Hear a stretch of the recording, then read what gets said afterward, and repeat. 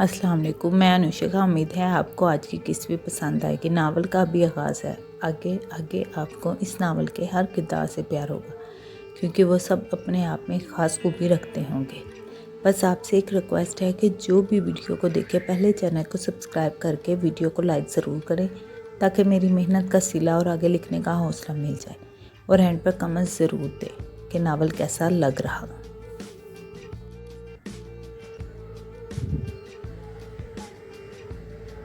जाने तो मन्ना तू जुनून मेरा किस नंबर 2 अनुशा खान।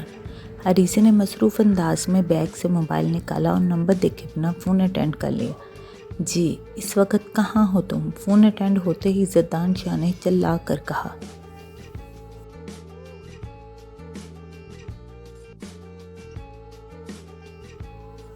जरदान शाह का बस चलता वो फ़ोन में से ही अरीसे को अपने गुस्से से जला देता, जबकि दूसरी तरफ जरदान की आवाज़ सुनते ही मोबाइल अरीसे के हाथ से गिरा।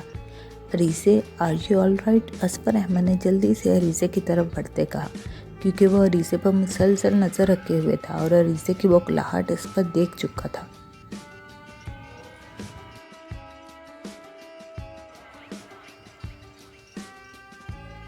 जी मैं ठीक हूँ, अरीसे ने जल्दी से खुद को संभालते कहा और इससे पहले असफर इसका मोबाइल उठाता जल्दी से अपने मोबाइल को उठा के देखा।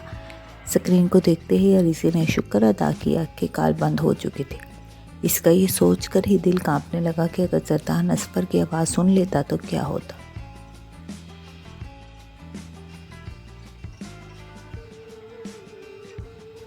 जरदान ने जिस तरह चिल्लाकर इसे पूछा था कहाँ हो, इससे जाहिर था वो अरीसे की शादी के बारे में जान चुके हैं। अरीसे ये सब ही सोच रही थी जब दोबारा से इसी नंबर से फ़ोन आने लगा। अरीसे किसकी कॉल है? शान से भाभी ने पीछे मुड़कर अरीसे को देखा जो परेशान से खड़ी थी।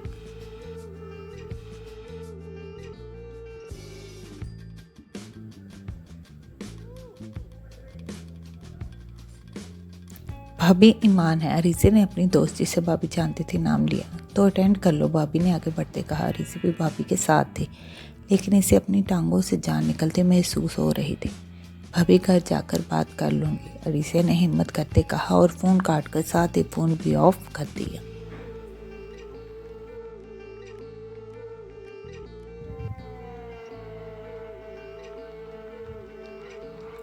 अरीसे भाभी के साथ ब्राइडल ड्रेस देखते खौफज़दा महसूस करते इधर उधर देख रही थी।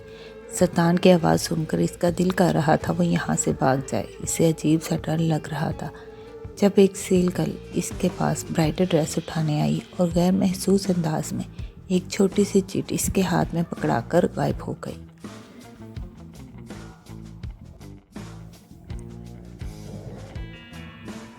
इसने ऐसा कुछ सेकंड में किया कि अरीसे कुछ समझ भी ना सके। अब वो चिट इसके कांपते हाथ में मौजूद थे।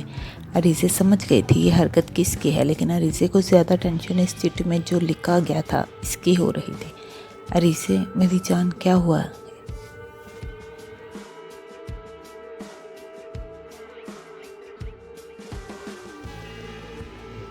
दुआ भाभी ने अरीसे को कंधे से हिलाकर कहा जो कब से इसे आवाज़ देकर एक ब्राइडल ड्रेस को ट्राई करने के लिए बुला रही थे, जबकि असफर और रेहान इस वक्त मेन साइड पे थे। जी भाभी बस थक गई हूँ। अरे लड़की, इतनी जल्दी शादी के दिन तो अभी शुरू होने हैं, फिर क्या करोगी?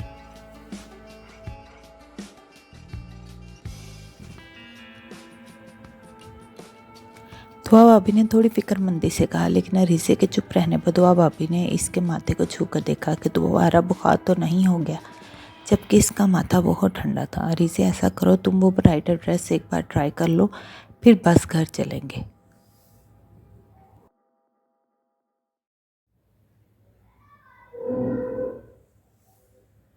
तबीयत ज़्यादा ही ख़राब लग रही। दुआ ने इसका हाथ पकड़ते इसे चेंजिंग रूम के बाहर ले जाकर ड्रेस पकड़ाते कहा।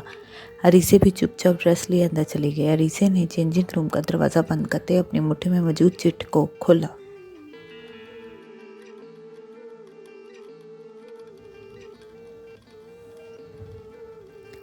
ड्रेस खरीदा तो इस ड्रेस के साथ तुम्हें भी जलाकर राख कर दूंगा। इस पर लिखी तहरीर को पढ़कर अरीसे को चेंजिंग रूम घूमता महसूस हो रहा था। बेशक ये लिखाई जरदान की नहीं थी, लेकिन लहजा इसी का था। वो चिट पढ़ते अरीसे की रही से हिम्मत भी जवाब दे गई।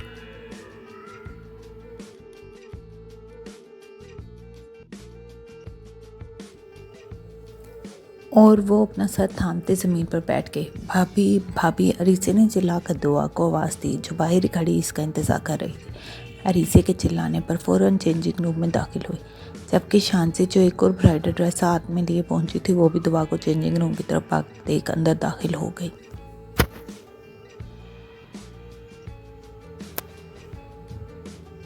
अरीसे, दुआ भाभी ने जल्दी से कांधों से थाम कर सीधे किया जो सर पकड़े ज़मीन पर बैठी थी। अरीसे, ज़्यादा तबीयत ख़राब हो रही है। भाभी ने इसे सहारा देकर खड़ा करते कहा। भाभी घर चलें। इसी वक्त शानसे भी अंदर दाखिल हुई। क्या हुआ? शानसे ने परेशानी से पूछा।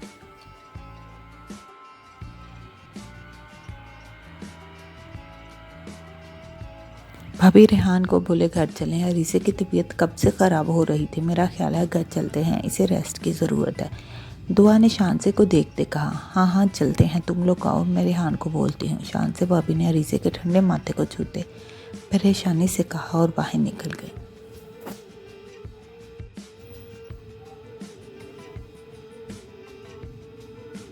जबकि अरीसे भी दुआ के सहारे आहिस्ता आहिस्ता बाहर की तरफ बढ़ी। रेहान, जी भाभी। रेहान जो असफर का इंतज़ार कर रहा था, जो अरीसे से मैचिंग डिज़ाइनर शेरवानी ट्राई करने गया था। रेहान वापस चलें, अरीसे की तबीयत ठीक नहीं है। शानसे ने रेहान के कंधे पर हाथ रखते आहिस्ता आवाज़ से कहा।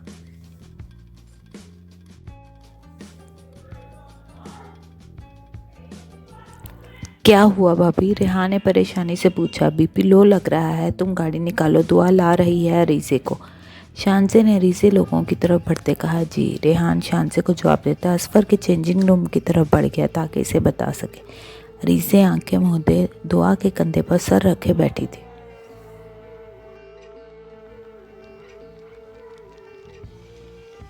गुड़िया, अब तबीयत बेहतर लग रही? रेहान ने दोबारा पूछा। दुआ ने गाड़ी में आते ही अपने मेडिकल बॉक्स से अरीसे का बीपी चेक किया था जो बहुत लो था। इसने फ़ौरन इसे इंजेक्शन दिया था। इसने रेहान की बात का जवाब बस आंखों और सर को हिलाकर हाँ में दिया, क्योंकि अरीसे को अभी भी अपने इर्द गिर्द सब घूमता लग रहा था।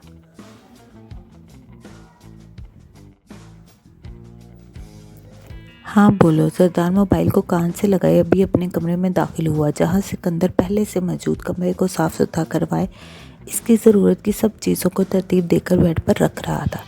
साहब जी, सब लोग घर के लिए निकल चुके हैं। सलीम ने फ़ौरन से दूसरी तरफ की खबर पहुंचाई।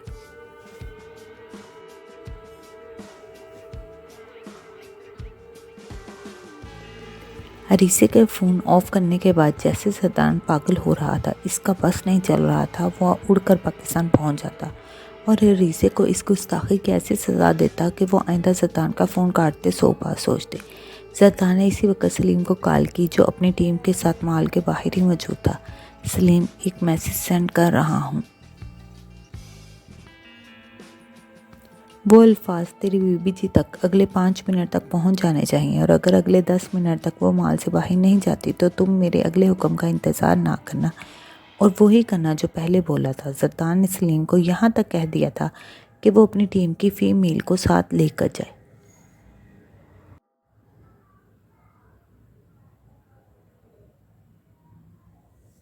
ताकि अगर इसे अरीसे को ज़बरदस्ती भी माल से घर पहुंचाना पड़ा तो पहुंचाएगा। वो ये किसी सूरत बर्दाश्त नहीं कर सकता था कि इसकी अरीसे किसी और के नाम का ब्राइडल ड्रेस ट्राई भी करे। ख़रीदना तो दूर की बात थी, पहले ही वो इस शादी का सुनकर पागल हो रहा था।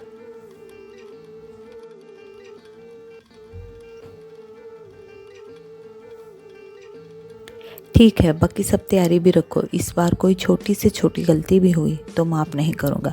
सरदार छाने पथराए लहजे में सलीम को बोला। साहब जी, अब कोई गलती नहीं होगी। सलीम ने जल्दी जल्दी बोला। सरदार ने फ़ोन काटा। इस खबर ने इसके दिल को थोड़ा सा सुकून दिया था कि अरीसे वापस जा रही है।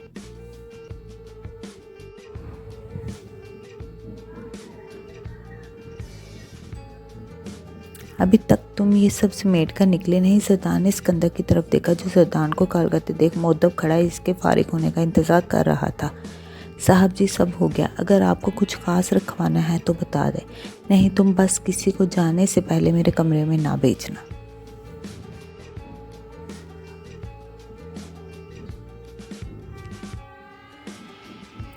सरदार ने सोफे पर बैठे अपने शूज़ उतारते कहा। जी, आपके लिए कुछ खाने को लाऊं? सिकंदर ने डरते पूछा। इसे सरदार का जवाब पता था। कि वो जिस आग में जल रहा है इसके लिए कुछ खाना पीना इस वक्त हराम ही था, लेकिन वो अपने मालिक से दीवानों की तरह प्यार करता था। इसकी ज़रा सी तकलीफ इसे अपने दिल में महसूस होती थी।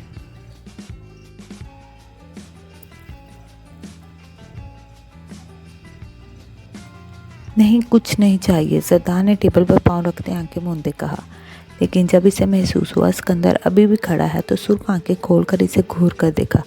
बोला ना, नहीं चाहिए कुछ, लेकिन सिकंदर को वहाँ से ना हिलते देखकर आखिरकार सरदार शाह ने ही हार मानते इसे सैंडविच और कॉफ़ी लाने का बोला।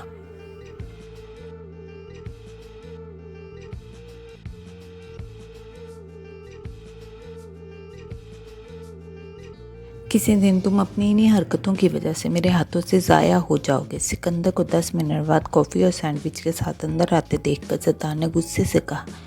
सरदार का इशारा कुछ देर पहले इसकी कुछ खाने की जिद को लेकर था।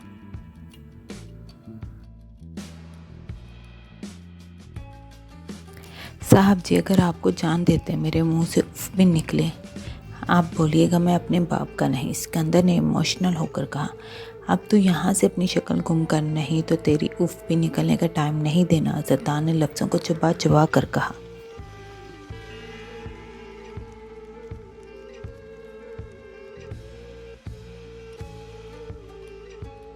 सिकंदर फ़ौरन बाहर निकला क्योंकि वो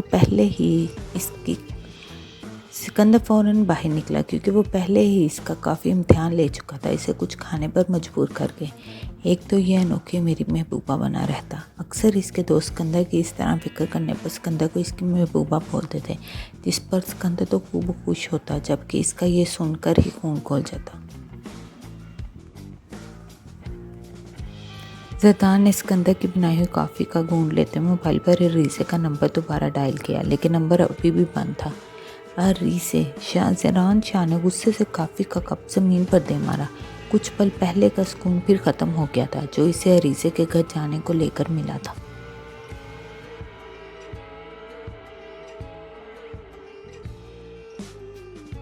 रीसे, जितने घंटे मिनट्स और सेकंड फ़ोन बंद रखोगी उस समेत इसका हिसाब दोगी।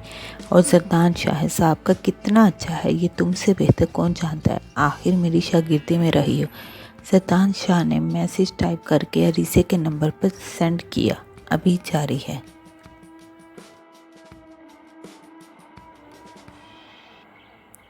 लीजिए, दूसरी किस्त का इख्तिताम भी हो गया। उम्मीद है थोड़ा तजस्सुस तो पैदा हुआ होगा कि आगे क्या और कैसे होगा। बाकी भी अभी बहुत से किरदार हैं जो सामने आएंगे। इसके लिए चैनल को सब्सक्राइब करें ताकि वीडियो आप तक पहुंच सकें। आज की किस्त थोड़ी छोटी थी, लेकिन आपके ज़्यादा प्यार के साथ किस्त का दौरानिया भी ज़्यादा हो जाएगा। मिलते हैं अगली वीडियो में, तब तक अपनी दुआओं में याद रखिएगा। प्लीज़ चैनल को सब्सक्राइब करें और वीडियो को लाइक और शेयर करें और कमेंट ज़रूर करें। Thank you.